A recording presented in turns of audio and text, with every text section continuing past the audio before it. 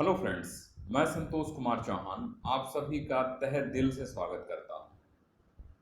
आज का जो हमारा विषय है वह विषय इतिहास में एक बहुत ही गौरवपूर्ण स्थिति अपने आप में रखता है। और ये है तो मध्यकाल से संबंधित, लेकिन मध्यकाल ही नहीं, प्राचीन काल से लेकर आधुनिक काल तक जितने भी वंश आए हैं, जितने भी वंश में शासन किया है, जितने भी शासन तंत्र स्थापित हुई है भारतवर्ष में, उन सभी में इस वंश को बहुत ही गौरवपूर्ण स्थिति प्राप्त है। हालांकि ये मौर्य काल के समान समान विस्तृत तो नहीं है, लेकिन उसके बावजूद भी इसके राजाओं को महान की उपाधि मिली है। और आप समझ गए होंगे कि मैं किसकी चर्चा कर रहा हूँ। मध्यकाल में महान शब्द जुड़ने वाला एकमात्र राजा है अकबर दी ग्रेट, अकबर महान।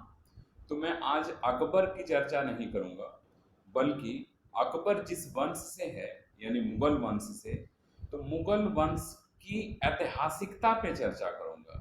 यानी कि मुगल वंश कौन थे, कहाँ से आए, क्यों आए, और भारत में इतने लंबे समय तक शासन कैसे किया, इन सभी छोटी बड़ी बातों पे आज हम लोग चर्चा करेंगे। आने वाले वीडियो में बाबर से लेके बहादुर शाह जफर तक, यानी कि मुगल में एक एक राजाओं पे आपको इंडिविजुअल वीडियो मिलेगा देखने को, सुनने को। साथ ही साथ मुगल काल के शासन तंत्र, वहाँ का प्रशासन कैसा था, वहाँ की आर्थिक नीति कैसी थी, वहाँ की धार्मिक नीति कैसी थी, वहाँ की वैदेशिक नीति कैसी थी, एक दूसरे राज्यों से क्या संबंध था, इन पे भी आपको सेपरेट सेपरेट वीडियो मिलेगा। लेकिन आज हम चर्चा करने जा रहे हैं मुगल काल की ऐतिहासिकता पे। इतिहास में भी हम जानते हैं कि मुगल काल इतिहास है, मध्यकालीन इतिहास है, लेकिन मध्यकालीन इतिहास में मुगलों का भी क्या इतिहास था, उस इतिहास पे आज हम चर्चा करेंगे। यदि आप ध्यान से सुनेंगे तो मुझे ये पूरा विश्वास है कि चाहे आप नेट की तैयारी करते हो, आप यूपीएससी की तैयारी करते हो, चाहे सिविल सर्विसेज की स्टेट लेवल की तैयारी करते हो, या एसएससी की तैयारी करते हो, रेलवे की तैयारी करते हो, आपको इसमें बहुत कुछ मिलने जा रहा है। साथ ही साथ वैसे स्टूडेंट जो यूनिवर्सिटी लेवल पे हैं, या फिर जिसके भी करिकुलम में मुगल वंश आता है, मुगल काल आता है, उन सब के लिए समान रूप से उपयोगी है। जैसे डीएलएड में भी मुगल काल है, उनके लिए भी ये समान रूप से उपयोगी है। तो हम बात करते हैं मुगल वंश की ऐतिहासिकता पे। जैसा कि सभी जानते हैं कि मुगल वंश की स्थापना भारत में बाबर ने की। बाबर से पहले, यानी कि बाबर के पिता कौन थे, उनके दादा कौन थे, बाबर कितने भाई बहन थे, बाबर के पिता कितने भाई बहन थे, बाबर की कितनी संतानें हुई, इन सभी पे हमारा ये वीडियो फोकस करेगा और इस बात को जानने का प्रयास करेगा कि आखिर मुगल वंश भारत में इतने लंबे समय तक कैसे राज कर सका। तो इसके पीछे बहुत कुछ जो राज छुपा हुआ है वो सल्तनत काल में ही छुपा हुआ है। सल्तनत काल में हम जानते हैं कि गुलाम वंश, खिलजी वंश, तुगलक वंश, सैयद वंश और लोदी वंश, ये 5 वंश मिलके 1206 से लेके 1526 तक शासन किए हैं ये लोग। इसमें प्रारंभिक जो 3 वंश हैं वो उस समय सल्तनत काल बढ़ा है और उसके बाद सल्तनत काल डेटोरेट हुआ है, गिरा है। प्रारंभिक तीन या 4 आप मान सकते हैं सैयद वंश तक, ये लोग तुर्क हैं। और अंतिम जो हैं, यानी कि लोदी जो हैं, वो अफगान हैं। और हम आज बात करने जा रहे हैं मुगल वंश का, यानी ये मुगल हैं, ये मुगल हैं। तो इनका ओरिजिन कहाँ से हुआ है? तो सल्तनत काल के 4 पिलर जो हैं, या 4 वंश जो हैं पहले के, वो तो तुर्क हैं। वो तुर्क हैं, वो तुर्क के रहने वाले हैं, तुर्की के रहने वाले हैं, तुर्किस्तान के रहने वाले हैं। तुर्क को ही ज़्यादा वो लोग तवज्जो दिया करते थे। आखिरी जो है लोदी वंश, वो अफगान है, यानी वो अफगानियों को सह देंगे। लेकिन मुगल जो हैं, कुछ लोग मानते हैं कि ये मंगोलिया के रहने वाले हैं, कुछ लोगों का मानना है कि मुगल मंगोलिया के रहने वाले हैं, लेकिन ऐसा है नहीं कि वो मंगोलिया के रहने वाले हैं। कुछ लोग कहते हैं कि ये लोग तुर्क से संबंधित थे, कुछ लोग कहते हैं अफगान से संबंधित थे, कुछ लोग कहते हैं कि ये पश्चिमी चीन से थे।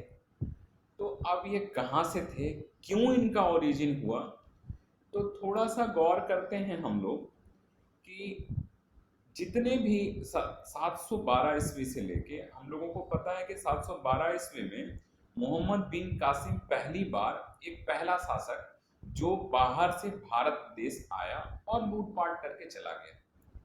तो यानी कि 712 ईस्वी से ही यहाँ भारत में लूटपाट स्टार्ट हो गया मुस्लिमों के द्वारा।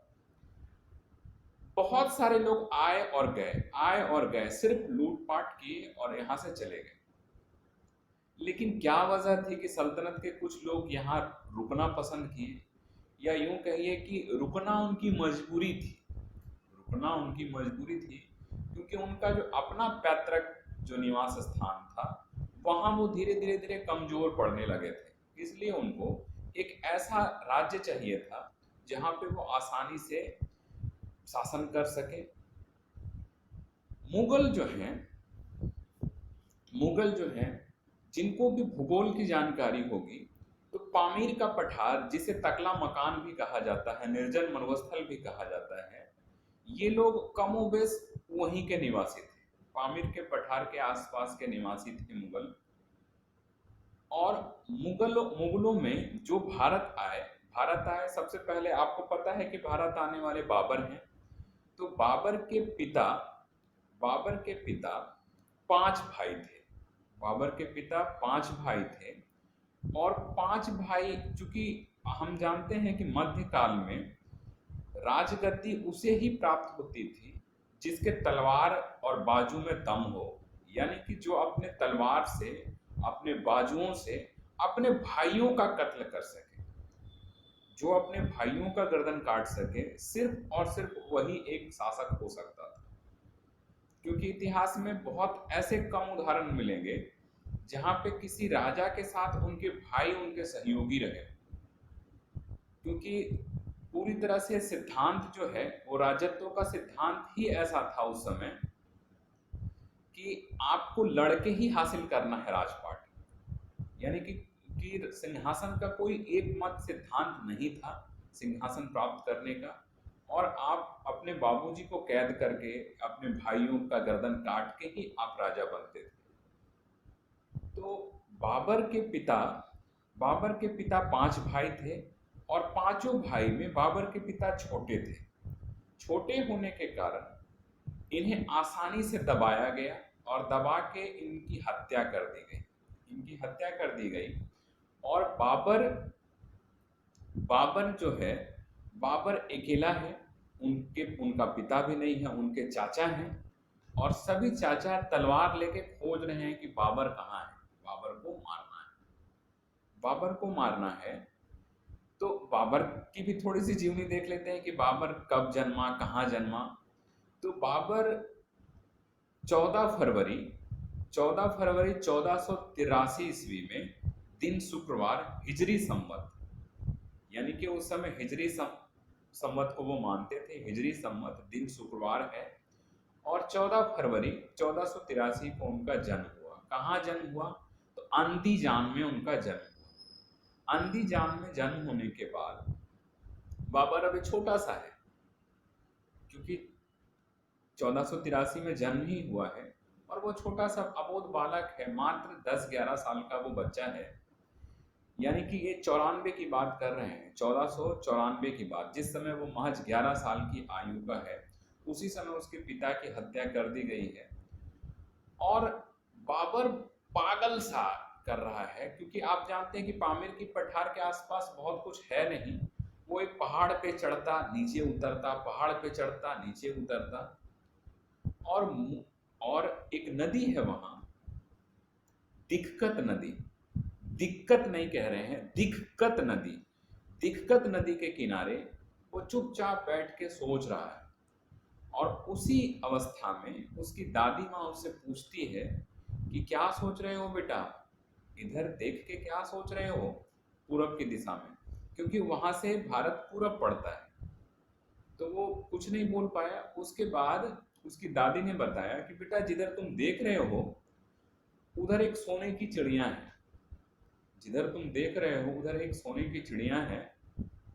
तो 11 साल का बच्चा, आप सोच के देखिए कि 11 साल के बच्चे को अगर पता चले कि कोई सोने की चिड़िया है तो बच्चा तो खेलना चाहेगा चिड़िया के साथ, कि सोने की चिड़िया कैसी होती है।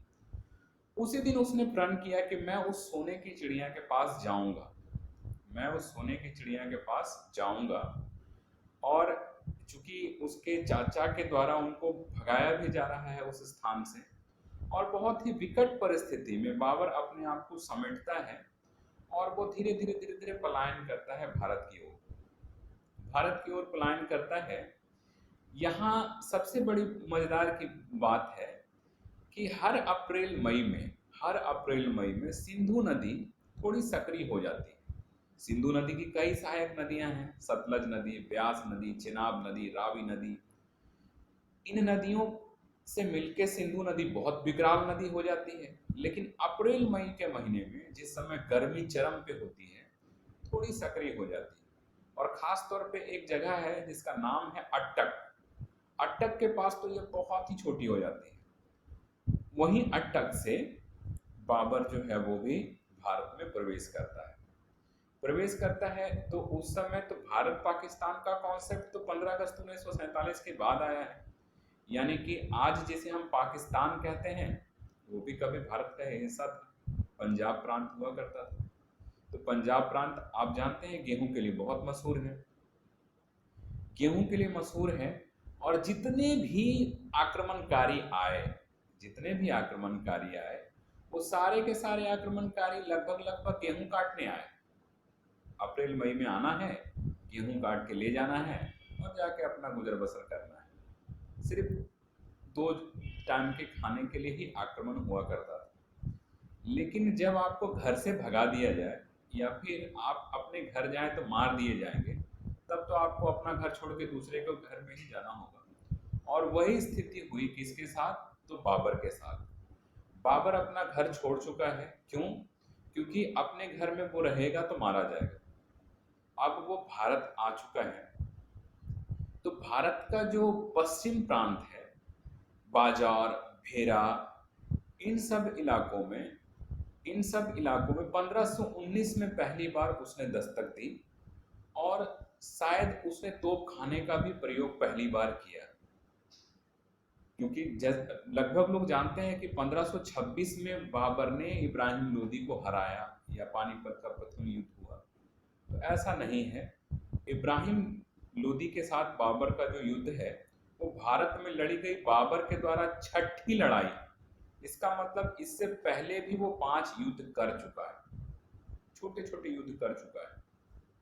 यानी कि वो क्षेत्रीय भाग जो सीमांत है उस सीमांत को जीत चुका है, अपने प्रभाव में ले चुका है। अब हम बात करते हैं बाबर के बारे में, थोड़ा सा समझ लीजिए कि बाबर के पिता कौन, माता कौन, बहन कौन, भाई कौन, बेटा कौन। तो बाबर, माता कुतुल निगार खानम, पिता उमर शेख मिर्जा, जन्म फरगना की राजधानी अंदीजा, पिता की ओर से तैमूर का 5वां वंशज एवं माता की ओर से चंगेज का 14वां वंशज। ये बड़ा इंपॉर्टेंट बात है कि पिता की ओर से तैमूर का 5वां वंशज। तैमूर लंग अपने आप में एक बहुत बड़ा आक्रांतकारी हुआ करता था। यानी बाबूजी के तरफ से उनके शरीर में जो खून दौड़ रहा है वो तैमूर का है, और माता की ओर से यानी कुतुल निगार खानम की ओर से उसके शरीर में जो खून दौड़ रहा है वो चंगेज खां का दौड़ रहा है। तो चंगेज खां हो या तैमूर लंग हो, ये दोनों के दोनों अपने समय के एक बहुत बड़े आक्रांतकारी हुआ करते थे। ये जिस भी नगर से गुजरते थे ये पूरा का पूरा नगर शमशान में तब्दील हो जाया करता था। पूरा का पूरा नगर को जला दिया जाता था, लूट लिया जाता था, औरतों के साथ गलत काम किए जाते थे। तो आपने थोड़ा ये भी सुना होगा जब करीना कपूर ने अपने बेटे का नाम तैमूर रखा था। उस समय आपने मीडिया में सुना होगा, कई तरह के उस समय विवाद हुए थे कि नाम तैमूर क्यों रखा, क्योंकि तैमूर इतिहास में बहुत ही बदनाम कैरेक्टर है। तो तैमूर का खून दौड़ रहा है बाबर की रगों में, और साथ ही साथ चंगेज खां का खून दौड़ रहा है बाबर की रगों में। वो व्यक्ति जिसके पिता की हत्या कर दी गई है, दादी के द्वारा बताया गया है कि इस साइड में बेटा भारत है जो एक सोने की चिड़िया है, वो चिड़िया से खेलने आ चुका है। बेटी है गुलबदन बेगम, बेटी का नाम है गुलबदन बेगम। बाबर बहुत ही विद्वान व्यक्ति है। बाबर तुर्की, अरबी, फारसी का ज्ञाता है। तुर्की भी जानता है, फारसी भी जानता है, अरबी भी जानता है। इन बातों का वो जानकार व्यक्ति है। साथ ही साथ उसने अपनी एक आत्मकथा लिखी है जिसका नाम है बाबरनामा, जिसका नाम है बाबरनामा। उसकी बेटी गुलबदन बेगम ने भी एक रचना लिखी है हुमायूं नामा। लेकिन हुमायूं नामा सुन के आप ये भ्रम में नहीं रहिएगा कि इसमें हुमायूं का जिक्र है, बल्कि इसमें जिक्र किनका है? तो इसमें जिक्र है बाबर का ही, इसमें जिक्र है बाबर का ही। तो बाबर का जो पहला युद्ध हुआ है, पहला, दूसरा, तीसरा, चौथा तो हो चुका। हम लोग इसको समझेंगे मेन युद्ध कौन सा है, तो मेन युद्ध है पानीपत की प्रथम लड़ाई। पानीपत की प्रथम लड़ाई जो है वो 21 अप्रैल 1526 को इब्राहिम लोदी और बाबर के बीच लड़ी गई। बाबर और इब्राहिम लोदी के बीच जब युद्ध हुआ, उसमें बाबर विजयी रहा। अब देखिए कि ये जो युद्ध हुई है, ये युद्ध बड़ा ही नीतिगत ढंग से लड़ा गया। इसमें बाबर ने एक स्कंद ख्वाजा करला को बनाया, दूसरा स्कंद हुमायूं को बनाया, ठीक है। यानी बायां स्कंद ख्वाजा करला, दायां स्कंद हुमायूं, यानी बाप बेटा दोनों लड़ने आया है। अब आप ये सोचेंगे कि भाई 26 में जब लड़ाई हुई है और इनका जन्म 83 में ही हुआ है, तो उसका बेटा कितना बड़ा रहा होगा। आज के 12 साल के बच्चे हो सकते हैं युद्ध ना लड़े, लेकिन उस समय के 12-13 साल के बच्चे भी युद्ध लड़ लिया करते थे। युद्ध होता है, युद्ध में बाबर विजयी होता है। और आप ये भी जानते हैं कि 1506 में सिकंदर लोदी ने आगरा को राजधानी बनाई थी, और उस आगरा पे अब अधिकार किसका है? अब अधिकार बाबर का है। बाबर को इस युद्ध में एक सपोर्ट है, एक बहुत बड़ा सपोर्ट है या सहयोग है, या यूं कहिए कि किसी ने बुलाया है बाबर को, आइए हमारे यहाँ आक्रमण कीजिए। तो वो व्यक्ति कौन है? वो दगाबाज व्यक्ति कौन है? कई बार उस व्यक्ति के नाम पे आप बहुत सारे किंवदंती सुनेंगे कि राणा सांगा है। राणा सांगा का मतलब हुआ कि आप एक वैसे व्यक्ति हैं जो अपने देश की ही कब्र खोद रहे हैं। तो राणा सांगा कन्नौज का राजा हुआ करता था, और उसकी नज़र दिल्ली सल्तनत पे थी। इब्राहिम लोदी के समय वो चाहता था कि दिल्ली पे किसका राज हो? तो कन्नौज का राज हो। अब दिल्ली पे कन्नौज का शासन हो, यानी राणा सांगा का शासन हो। तो राणा सांगा के शासन के लिए ये आवश्यक था कि इब्राहिम लोदी को हटाया जाए, और इब्राहिम लोदी को हटाने के लिए अकेले राणा सांगा काफी नहीं था। तो उसने एक आक्रमणकारी की सहायता ली, जो कौन है? बाबर।